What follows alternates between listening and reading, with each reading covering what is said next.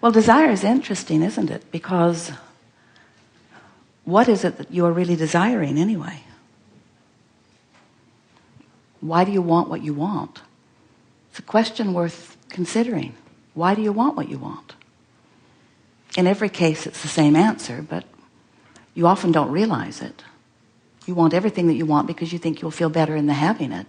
So what you really want is to feel better, yes? What you really want is to feel good. And then you just have all kinds of justifications for it, excuses for it, really justifications for it. Do you think it's possible to feel good just because you want to? Do you think it's necessary to just hold it to that? Or do you think it's nice that the universe will fill in around your desire? In other words, it will give you all of the delicious details. Which is better? An idea? An idea in motion? An idea that's filling in? An idea that is coming to fruition? An idea that has come to fruition? An idea that is going to manifest in terms of fleshing out all the way? An idea that is manifesting? An idea that has manifested? In other words, how do you decide? Most humans, you're not that excited about it until it has happened, and then you're not that excited about it. Esther would say to Jerry, "Oh, that's a beautiful car. I think you should get that for me. It would make me happy for the afternoon."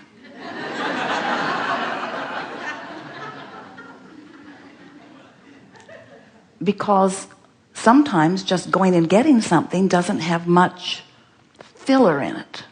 It doesn't have much go power in it. It doesn't have much alignment power in it. And so there is a conversation that a lot of people have about, well, what's it all about, Alfie? What is it all about? In other words, why are you here? What is desire about? And well, we'll just tell you. What it's really about is you are an eternal being who wants to express fully here and now. But that takes a little explaining, doesn't it? Because here you are in this physical body, but there's a larger part of you that is focused from the non-physical perspective. Humans call it soul or source or even God. But what you really want is full presence of all of that here and now. That's what you really want. So you're just looking for excuse. You know how when you have a conversation with someone and it's really ringing your bells and you're just flying high and you're both brilliant and your timing is really good and you can feel your clarity and you can feel their clarity and you can feel the synergism between you and you can feel the new ideas that are being born and you can feel the expansion even as it's happening and you can feel the fun and the fullness and the eagerness of it. You feel that passion and that robustness. You just feel so alive. What's happening in that moment is you're tuned in, tapped in, turned on, and the whole of you is present in the moment. In other words, you're not pinching off this larger part of who you are. You're allowing your fullness here in the now. That's what you want. And everything that you strive for in terms of relationships or goals or accomplishments or achievements, every single thing that you or anyone ever has or ever is or ever will strive for, it's for that moment. It's for that moment of being fully present. Now the source within you is always right there for you.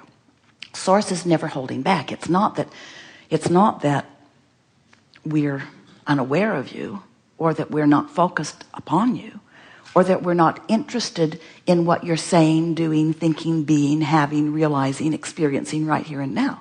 Because the source within you is in on all of that.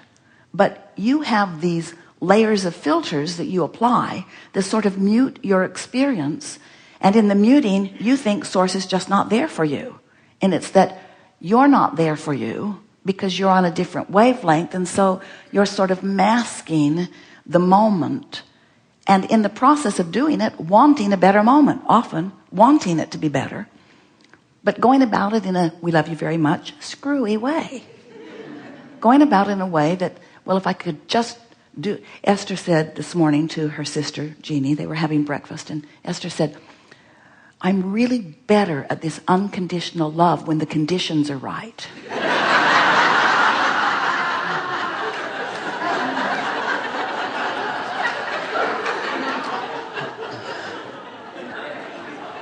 Because it is so easy to have a knee-jerk response. And it's so easy to be a really good observer and have knee-jerk response. But then you're letting the what is control your response. And your response is your vibration. And your vibration is your point of attraction. So what is perpetuates, what is perpetuates, what is perpetuates, what is perpetuates, what is. And that's not deliberate creation. That's creating by default. But most of the world is really wanting the condition, whatever it is, on whatever the subject is, to be a good condition so that I can have a good response to the condition. And it's backwards. It's backwards. It's backwards. It's backwards.